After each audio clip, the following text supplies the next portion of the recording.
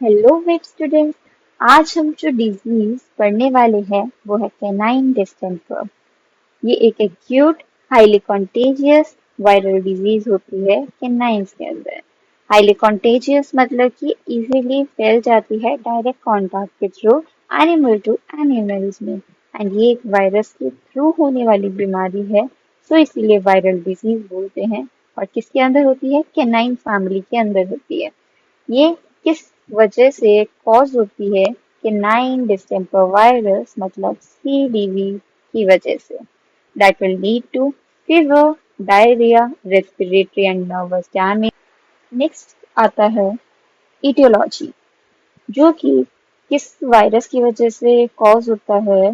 Canine distemper virus की वजह से। ये एक सिंगल स्ट्रैंडेड RNA वायरस होता है जो बिलोंग करता है ऑर्थोमिक्सोविरिडी फैमिली से।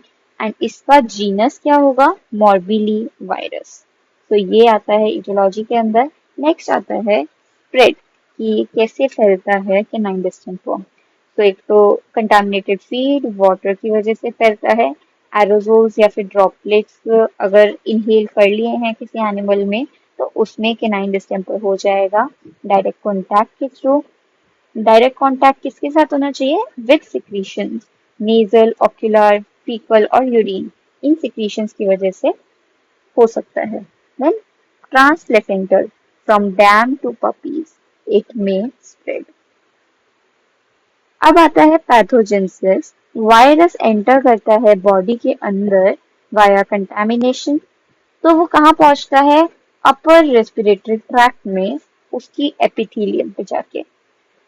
देन ये अफेक्ट करता है टॉन्सिल्स और लिम्फ नोड को, जो कि प्राइमरी वायरेमिया कराएगा। प्राइमरी वायरेमिया कैसे हुआ? ये जो इन्फेक्ट कर रहा था लिम्फ नोड्स को, तो वायरस ने मल्टीप्लिकेशन करी वहां पर एंड ब्लड के अंदर एंटर कर दिया। फिर बॉडी के अंदर स्प्रेड होने के प्रोसेस को वायरेमिया बोलते हैं। अभी पहली बार वायरेमिया हो रहा है बॉडी के अंदर, पहली बार स्प्रेड हो रहा है, दैट मीन्स प्राइमरी वायरेमिया। ये within 1 to 4 days occur होता है। ये इम्यूनोसप्रेशन करवाएगा by infecting the lymph node, thymus, bone marrow and spleen. इसके बाद दोबारा से ये वहां पे मल्टीप्लाई करने के बाद स्प्रेड होता है बॉडी के अंदर। दैट मीन सेकेंडरी वायरेमिया कॉज करता है। That occurs with in 8 to 9 days of infection. If the immune response fails, तभी ये सेकेंडरी वायरेमिया होता है। तो वायरस स्प्रेड करता है कहाँ पे? GI ट्रैक्ट में, रेस्पिरेटरी ट्रैक्ट में, यूरिनरी ट्रैक्ट में।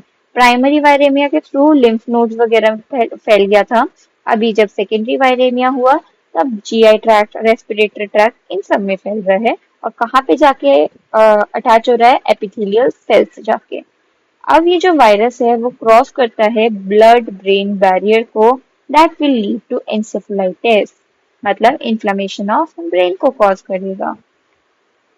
फिर उसकी वजह से डीमाइलिनेशन होता है वाइट मैटर का within brain and spinal cord, जो कि सेकेंडरी बैक्टीरियल इन्फेक्शन को बढ़ावा दे सकता है। क्यों? क्योंकि इम्यूनोसप्रेशन हुआ था बॉडी के अंदर, जिसकी वजह से इम्यूनिटी कम हो जाने के कारण ये सेकेंडरी बैक्टीरियल इन्फेक्शन हो सकता है ड्यू टू इम्यूनोसप्रेशन। अभी इसके सिम्टम्स क्या क्या होते हैं? सबसे इम्पोर्टेंट आता है बायोफेजिक फीवर। बायोफेजिक फीवर मतलब दो पीक्स होती हैं फीवर की, जो नॉर्मल टेम्परेचर से डिफरेंट रहेंगी। So two peaks of fever separated by two normal temperature. पहला आता है नर्वस सिस्टम। नर्वस सिस्टम में जब अफेक्ट करता है ये कैनाइन डिस्टेंपर वायरस, तो पैरालिसिस हो जाएगा लिम्स के अंदर। अटेक्सिया मतलब बैलेंस नहीं रहेगा बॉडी का, तो लॉस ऑफ बैलेंस। मायोक्लोनस मतलब रिदमिक मसल ट्विचिंग होती है। मायोक्लोनस बहुत इंपॉर्टेंट सिम्टम होता है इस डिजीज का। नाउ रेस्पिरेटरी सिस्टम को अफेक्ट करता है, तो mucopurulent nasal discharge, mucopurulent ocular discharge, coughing, sneezing और न्यूमोनिया जैसे सिम्टम्स भी देखने को मिलते हैं। GI ट्रैक्ट में डिहाइड्रेशन, डायरिया, वॉमिशन, एनोरेक्सिया और वेट लॉस जैसे सिम्टम्स देखने को मिलते हैं। नेक्स्ट सिम्टम आता है स्किन।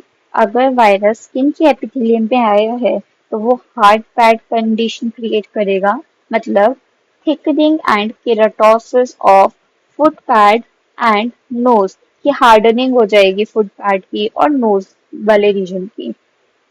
सेकेंड इज प्यूस्चुलर डर्मेटाइटिस, मतलब कि एब्डोमेन की जो भी स्किन होती है वहां पे प्यूस्चुल का फॉर्मेशन हो जाएगा। अरे मैक्रोस्कोपिक लीजन्स क्या होते हैं केनाइन डिस्टेंपर वायरस के, कि हार्डनिंग होगी फुट पैड एंड नोज की, ये बता चुके हैं। म्यूकोपुरुलेंट नेजल एंड ऑक्यूलर डिस्चार्ज देखने को मिलेगा। ब्रोंकोन्यूमोनिया विल बी सीन। अभी थाइमस का साइज जो है वो छोटा हो जाएगा, that means atrophy of thymus.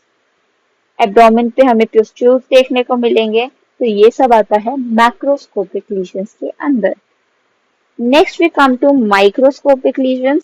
जो नोज और फुट पैड था वो हार्डनिंग हो रहा है ना, इस कैनाइन डिस्टेंपर में, बट वो तो एक मैक्रोस्कोपिक लीजन होता है।